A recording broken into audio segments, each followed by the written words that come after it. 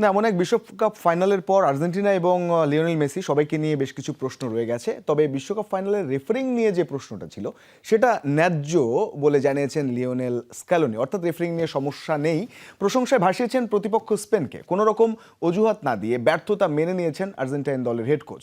নিজের জন্মশহর পুজাতোয় ফিরে নতুন চুক্তির বিষয়ে এখনই কোনো কিছু স্পষ্ট করেননি স্ক্যালোনি। শিরোপা হাতছাড়ার ক্ষতটা বড্ড তাজা। নিউ জার্সি সে অতিরিক্ত সময়ের এক গোল ধূসর করেছে আর্জেন্টিনা টানা দ্বিতীয়বার বিশ্বজয়ের স্বপ্নকে।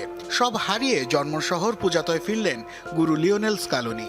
ঘরের মাটিতে ভক্তদের ভালোবাসা কুড়ালেও তার চোখ জুড়ে ছিল বিষাদের মেঘ।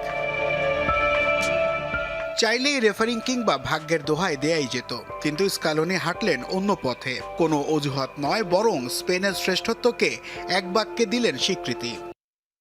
রেফারিং কি অন্যায্য ছিল? না, একদমই না। সম্ভবত ফাইনালে আমরা পৌঁছেছিলাম শেষ শক্তিটুকু দিয়েই। আমরা হেরেছি কারণ ওরা আমাদের চেয়ে ভালো খেলেছে। আমি মনে করি এটা স্বীকার করতে পারলেই আরও ভালো দল হয়ে উঠবো আমরা। তবে নিজের শিষ্যদের নিয়ে গর্ব প্রকাশ করেছেন লিওনেল স্ক্যালোনি।